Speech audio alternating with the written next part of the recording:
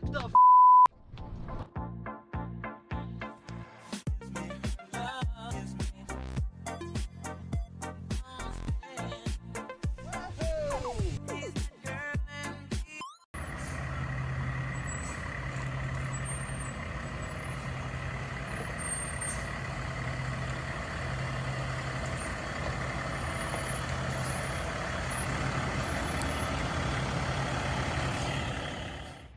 All right, everybody. So some of you might be surprised to see this vehicle on my channel. You may know me primarily for my love for 80s and 90s General Motors products and 2000s as well, primarily Cadillac. But those of you who have followed me for a while will know that I've always loved the E36 BMW chassis. I've owned many over the years. I still have my 96 318 Ti M Sport and my 99 328 ISM Sport. And of course, loving this chassis of BMW, I've always wanted an M3 E36, and I've had many opportunities to buy one, but it's just never been the right car or the right deal or the right spec. As the prices of the E36 M3s began to really climb in recent years, I figured at this point I probably would never own one, and so be it. If the right deal came along, maybe so. And that's exactly what happened. So, a real quick story. I went to an estate sale last year, saw this car in the garage among a ton of BMW memorabilia, parts, asked if this car was for sale. They told me that the gentleman who owned the home unfortunately passed away of cancer in his early 50s, and he had bought this car in 1999. It's a 95, but they told me the car was not for sale, that his teenage son inherited the car. But I left them my information anyway, just in case anything changed. Maybe the young man wasn't interested in the car. And lo and behold, a year later, last month, I got a text out of the blue saying that the estate was willing to sell the car and that the teenage son did not want to keep the car. Just wasn't a car guy. So I asked them how much they wanted for it. They weren't sure, and I prefer when sellers give me the price instead of me making an offer, because you could end up offering more than they were even looking to get and end up paying more than you had to pay. So they told me they'd do some research, come up with a price. I figured they'd come back with a high number, because if you go online and look at prices of E36 M3s, especially on sites like Bring a Trailer, they're all, well over $20,000, depending on the spec, mileage, stuff like that. And so they got back to me a few weeks later and told me $7,500, which is a pretty good price. But I really didn't know much about the car. I had only seen it in the corner of the garage, had a bunch of stuff around it, never even looked inside to see if it was a manual. And so I asked them if I could come see the car, take a closer look at it. They told me sure. It was at the brother's house of the deceased, and the car had been sitting outside for the past year, fortunately covered. The grass was kind of grown high around it. I couldn't really get a good look at it. No one had disconnected the battery for that time, so the battery was so dead that even with my booster pack, I couldn't get it to start. The clutch had no hydraulic pressure. I saw a bunch of oil leaks, and this thing was filthy on the outside. And so the car didn't present that well. And again, it looked like it needed all kinds of deferred maintenance caught up on. So I talked to my friend George, who is an avid BMW fan and collector. And him and I agreed that, the max number on this car where I'd have a safety cushion if it needed significant amount of work was $4,000. And so I don't want to start at my max numbers. So I offered the estate $3,000. They declined my offers. I said, okay, no worries. Checked in a few weeks later, and at that time they told me they would take $4,000 for the car, which again was my max number, but I still wanted to try to leave as much meat on the bone as possible in case I found any further issues with the car. I couldn't even see underneath it because the grass was so compacted underneath it, so for all I knew there was a hole in the floor, maybe the engine knocks. No one really knew anything about the car. No, his family didn't really know what had been done to the car, what was wrong with the car. We ended up meeting in the middle at $3,500. I had the car flatbedded to my house. I pressure washed it, and just from pressure washing it, look at how beautiful this car cleaned up. So far I'm thrilled with my purchase. I think I got a very good deal. $3,500 plus title transfer, sales tax, flatbedding it over here. I'm into it for close to $4,000. I still have not heard this run. Like I said, there's no hydraulic pressure in the clutch pedal. I'm gonna try just bleeding the system see if I can get the pressure back. I have a feeling it probably needs a slave cylinder. Not a big deal, pretty easy to change on these cars, and they have them down at the auto parts store in stock. So what I'm gonna do right now, I think it should have enough juice in the battery. It has 128,000 miles. And this is, besides now having cleaned the exterior, this is pretty much as I received it. It came with some extra wheels, some extra parts. What I was told by one of the family members is that they believe he was in the process of reverting the car back to being stock. He used to track the car. You can even see he's got, this is a famous track here he has a sticker of. The car is lowered, but really, for the most part, while there are some minor cosmetic issues, some of these I imagine manifested when it was sitting outside for the past year. Overall, I'd say it's in very good shape. I'm very happy with the purchase so far. So let me go ahead and I'm gonna put my booster pack on just because I really think this battery is gonna need it. I think it's just gonna need a new battery and we'll see what she does.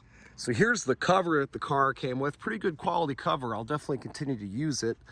And it does have an aftermarket sound system. Looks pretty well done. It's a German Blaupunkt. I don't know if I'm pronouncing that correctly, but this is definitely the way you want to go if you're gonna go aftermarket. It's period correct with the car. My beautiful tag along here is taking a leak right next to it right now. Seat, driver's seat, pretty good condition. A little bit of wear here on the bolster, but it hasn't torn through. So that with some fresh dye, that would be able to be remedied. It's got the M3 floor mats and everything. Again, I have never heard this run. And you can see with the clutch pedal, just goes whoop, right down, doesn't return back up, no pressure in the clutch. It's a hydraulic clutch. So again, I think at the very least, I'm gonna have to bleed it, maybe replace the slave.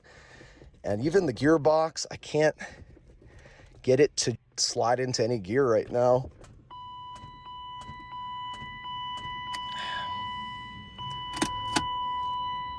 So this is exactly what it did when I looked at it a few weeks ago before I purchased it. Even with the battery having charged and my booster pack on, it's still just not enough juice. This battery's really bad. Let me try throwing one more booster pack because there's a battery connection I can do in the front underneath the hood and see if that gets us over the finish line. Okay, so you can see we do have some more modifications. Like I said, the vehicle's lowered. Now, I prefer things to be stock, but this car, it's pretty tasteful what's been done to it. Nothing too crazy. Some Euro marker lights. Again, slightly lowered. Fortunately, again, the rest of the exterior is the beautiful original 95 only. I forget the name of this color, but I know it's 95 only, this blue. You can see some sort of custom air intake, which interestingly enough, it looks like this tube. This is wide open here. Again, I prefer stuff factory. It didn't come with these parts to revert it to factory. I'm sure I can get them easily enough. One thing I do like that's upgraded is it has a metal thermostat housing. If you know E36s, all the plastic cooling system components break with heat and age and get several different ways of potentially overheating your vehicle or being stranded. So that's been upgraded to what I assume to be an aluminum thermostat housing. The radiator actually appears to be an original, or at least it's a plastic and not a fully aluminum. We've got some replaced silicone radiator hoses. We've got a Dynon strut tower brace. So some tasteful modifications, nothing too crazy. I've got to polish out the headlights. Hopefully they should restore all right. And you can see, it looks like at some point maybe he plasti dipped to kind of clean up the plastic trim on this car, and that's starting to fail. It's definitely not horrible. I like that it's a little bit of in driver condition where I don't feel guilty about actually driving the car.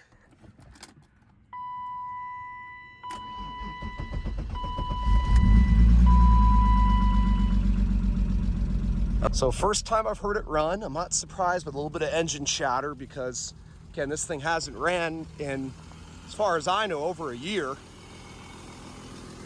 Almost sounds more like an exhaust leak, actually. Maybe a combination of both, but I did check the oil, I think. I feel like I checked it when I looked at it. Yeah, it's got something in there. So, you know, a little bit chattery on a very, very cold start on a vehicle that hasn't ran in over a year. Seems to be running nice. No misfire out the tailpipe. and totally out of gas, which I guess it's good that there's not a bunch of old gas sitting in the tank. Power steering feels all right. Oh, the AC's ice cold already. That's great. You can see it doesn't have the electronic climate control. It's got standard knobs, which I kind of prefer. One less complicated system in the car.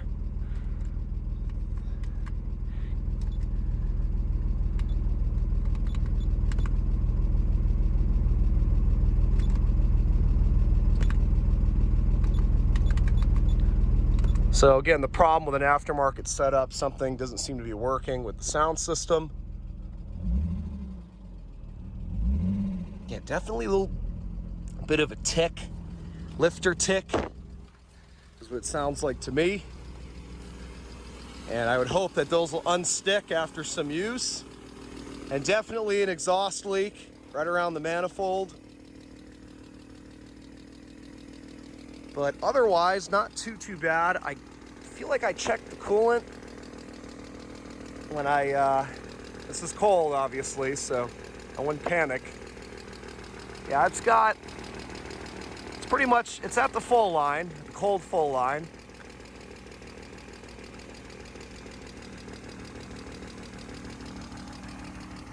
So I'm gonna let it, even though it's low on fuel, I'm gonna let it get up to operating temperature here. I don't want to shut it off cold after having not ran all this time. But not the first time I've heard an inline 6 BMW have some lifter chatter after sitting for a long time. Really, I imagine just getting out in this thing and hammering on it a little bit will probably help clear it up.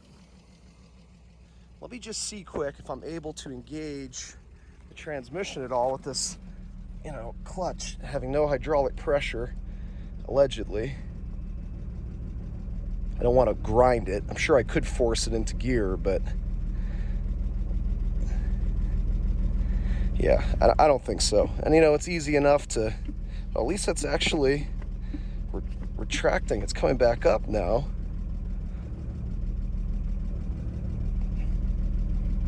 I'm not pushing that hard. Again, I really would hate to grind it into gear. Let me look into that a little bit more.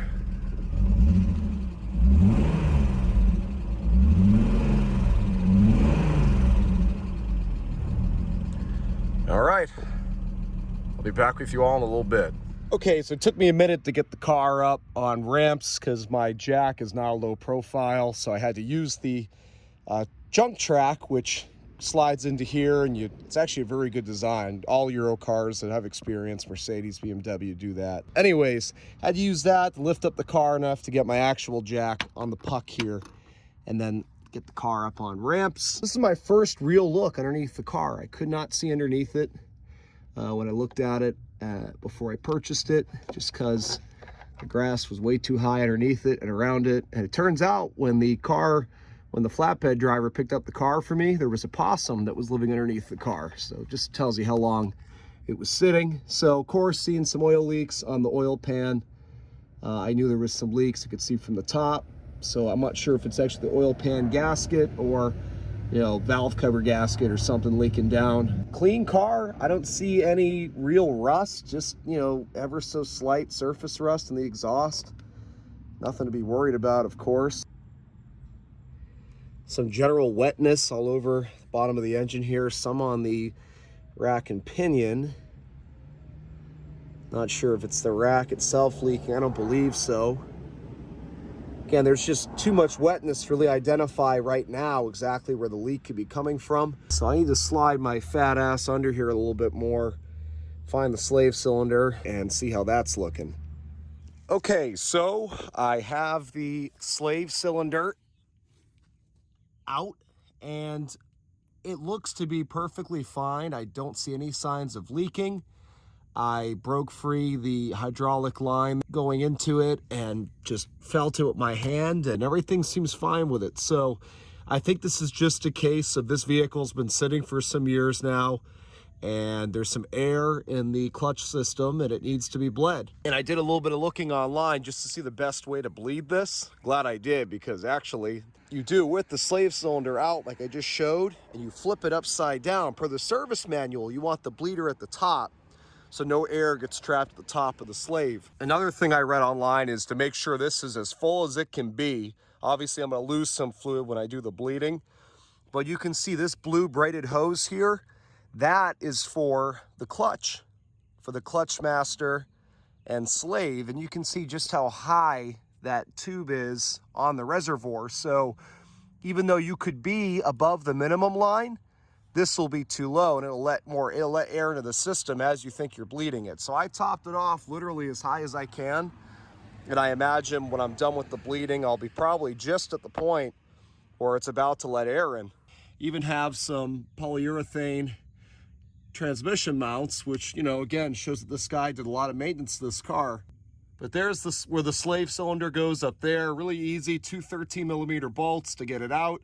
So this goes in normally like this. You see the bleeders facing down, and they tell you to bleed it like this. So that's what I'm gonna do. And basically what they say to do is you push this piston in on the slave cylinder, hold it, and then while you're holding it, snug it back up. Do it several times. I've got my vacuum bleeder. I may also just vacuum bleed it once I get it back up there, just as like a double bleed, just to really be sure. And then hopefully I'll get my clutch pedal back.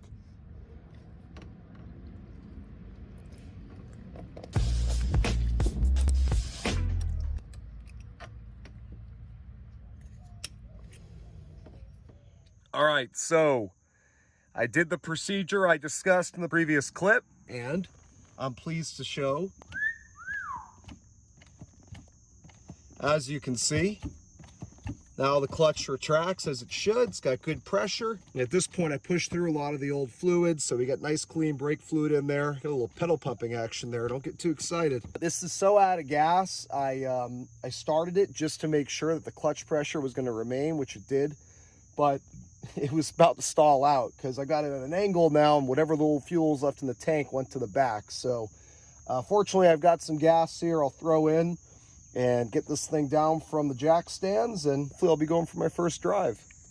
Okay, I put a few gallons of gas in, and this is all taken apart, by the way, because I was also checking before I did the slave to make sure that the master clutch cylinder, which is up here, wasn't leaking, and it wasn't.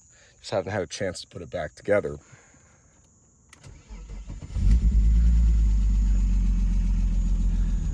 Well, at least we know the gas gauge works. Now it's actually reading. Why do I have all these warning lights? Okay, that's weird. I didn't have any of those. Ooh, ooh, ooh, ooh. Ooh, what happened to you?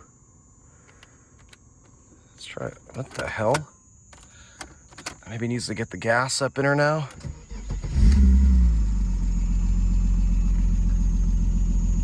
Okay. Hopefully we're good there. E-brake off. Don't tell me. Don't tell me. All my warning lights went away. What? Come on, what is... It's got pressure, it does not have enough. This has happened to me when a car sits for a while. Let me start it in gear. Okay, so I have got the clutch working very well, and I'm happy to say now with the engine running, I can put it into every single gear. I lot drove it on my property. I went first to second and reverse. That's all I've done. I haven't driven it on the street. I just hosed it off quick, and you might have noticed I also did a quick headlight restoration. I think they came out really nice, actually, and that was just with some polish, a pad, and a drill. So again, I've only lot driven it. I haven't actually taken it out on the road yet, so let's go ahead and do that now. First of all, clutch. You can see plenty of pressure, comes right back up, and then no issue there, right into gear. So here we go. Oh, first to second.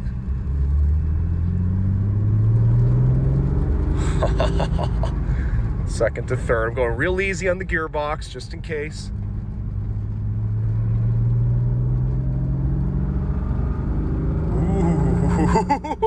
Ooh. She's got some power. That goes into gear effortlessly. Oh, man. Holy moly. Well, that's all. Ooh, wait a minute. That's third. There's fifth. yeah, this thing, beautiful. Super, super tight. Steering, suspension. I am gonna go in a moment and put some fresh gas in this thing. I did put like 3 gallons in, but you know.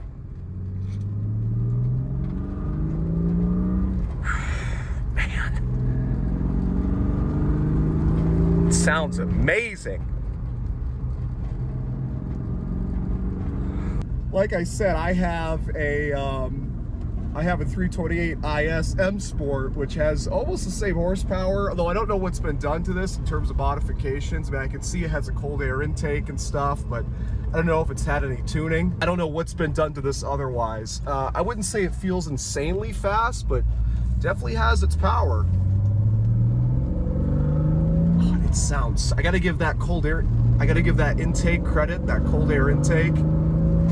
What a sound it gives it. And this thing is shifting, no issue. The more that I use it, the better this clutch is engaging. That 5th gear is just way over there. I don't like that. Probably just worn out. It's definitely factory. It's not a short throw or anything like that. And the handling is spot on. You can see no warning lights, holding temperature.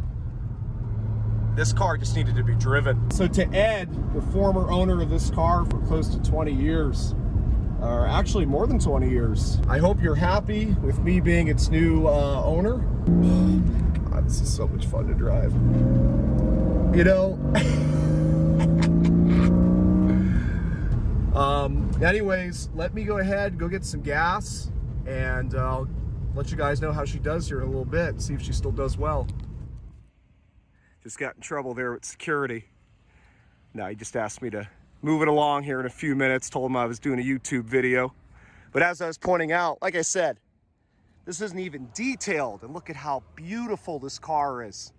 It's so hard to find M3s in this condition with the paint this nice. So Ed, again, the former owner, God rest his soul. I appreciate how well he cared for this car, garaged it. Clearly he drove it, used it for what it was meant to be, a track car, drove it hard.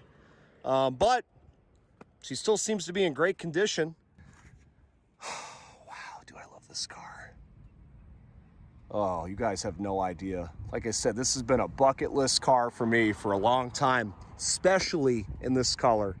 This is a color car. I love color cars, reds, blues, pearl whites. I don't like silver. I don't like boring beige, pewter colors. This is a color car. And I feel like most of these M3s were silver. And again, just look at how straight the body is in this car. This is the difference between adult ownership and teenagers that get their hands on, well, not M3s anymore, but E36s in general. You know, they hoon on them, the fenders don't match, and just totally hack them up. I love a car like this that's super presentable, but yet not so perfect where I'm afraid to drive it and have some fun with it. Anyways, love these wheels. Gotta be my favorite M3 wheel for sure, because you had the, I think it was a 5-spoke. There was less spokes, but a similar design. I love the way these wheels look. But check it out. Fires right up. And I'm telling you guys, the AC is ice cold. Do we get any warnings here? No, just low washer fluid. And effortlessly, whatever gear I need. And the clutch, like I said, now that I've driven it, the clutch feels great. I wouldn't want it any other way. It's not too stiff, not too sloppy. God, it sounds so good. And what I love about these inline 6s and these BMWs is there's just power all the way through the... It wasn't that bad actually going over that railroad, but I slowed it down. There is power all the way through the power band. You know, it's not like a turbo or a supercharger where you get powers a certain amount of time. These engines just power all the way through. All the way through. The power just stays there. The faster you go, doesn't matter. You just stay in the power with these cars, and that's why I love them so much.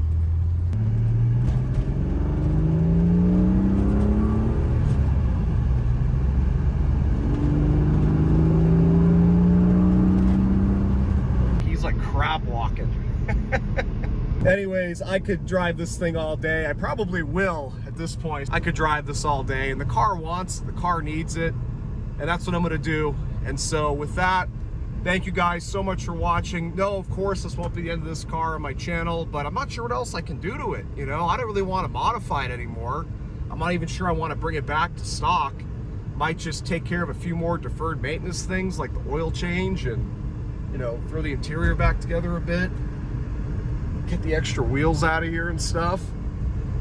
Give it a detail. What else is there to do? The car is already awesome. So stay tuned. Let me know what you want to see from this car, whether I'll track it or not. I'm a little rusty with that kind of driving. I don't think it's a good idea, but we'll see. So thank you guys so much for watching. Keep an eye out for the next one.